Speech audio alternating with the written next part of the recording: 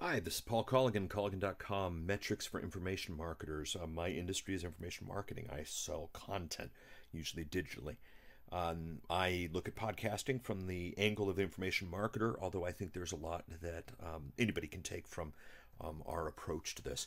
3-point outline for today: what we've got in podcasting metrics, what we want out of podcasting metrics, and what we can do right now about the metrics that we do and don't have. Big idea for today: simply, we cannot track the listener behavior as much as we'd want to, the LB. We can track the post-listen action, the PLA. That's when they call an 800 number, visit a website. We'll be looking at that on another slide. If there is no post-listen action on a podcast, there is no ROI. And that is either return on influence or investment, depending on who you talk with this weekend at the Corporate Podcasting Summit. If there is no ROI, it's simply not worth doing, and we can prove our ROI by tracking the PLA. So that's what we do at Colligan.com, and I'd like to give you the overview. So what we've got in tracking the PLA, we had two great successes in different tests we did. June 9th, 2006. I give you these dates so you can look it up at my blog, paulcolligan.com. June 9th, 2006, effective $156 CPM on a big ticket item.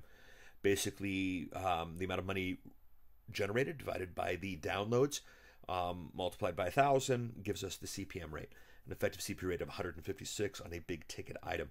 August 19th, 2005, last year, we did a similar campaign, a smaller ticket item, an effective $190 CPM.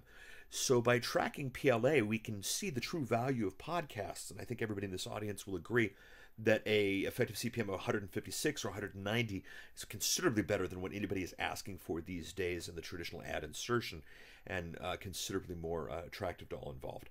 We have done some podcasts where we've required registration to receive the content, name and email address. We have seen every time more than $1 on every email campaign that has gone out as a result. Very profitable to track it through that method.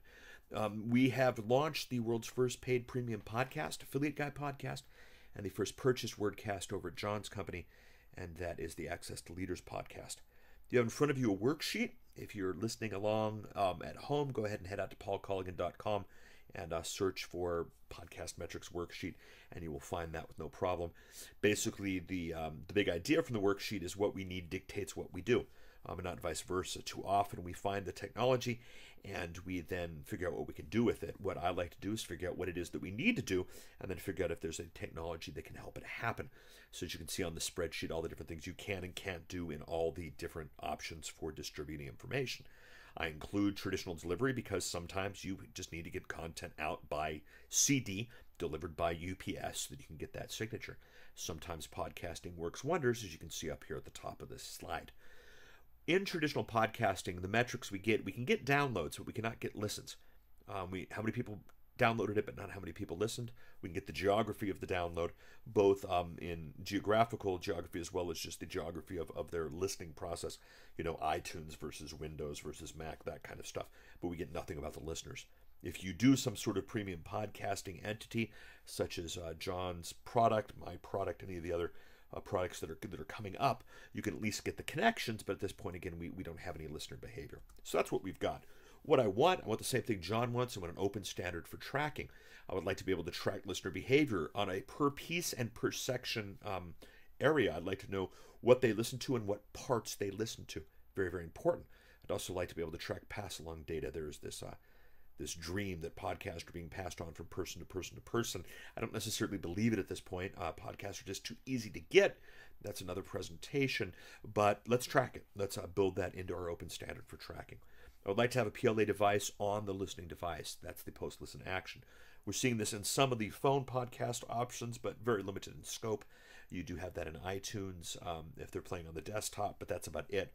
I'd like to see every podcast listening device have some sort of immediate action implementation built into the device. Click to buy, that kind of stuff.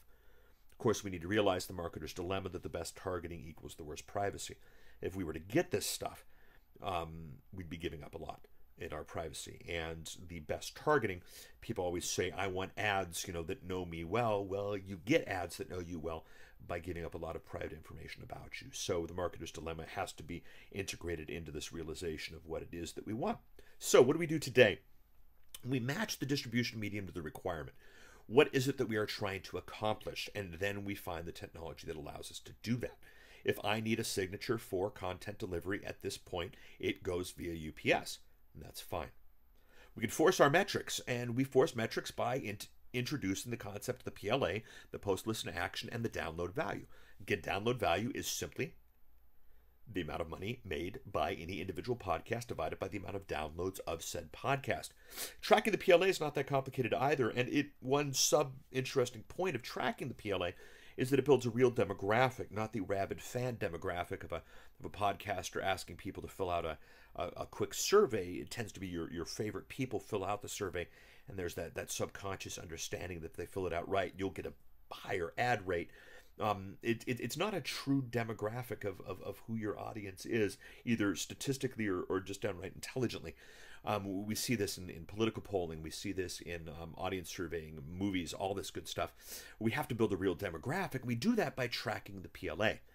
If we know what they do after the podcast, well, A, it's very important because we know if we got them to take action first.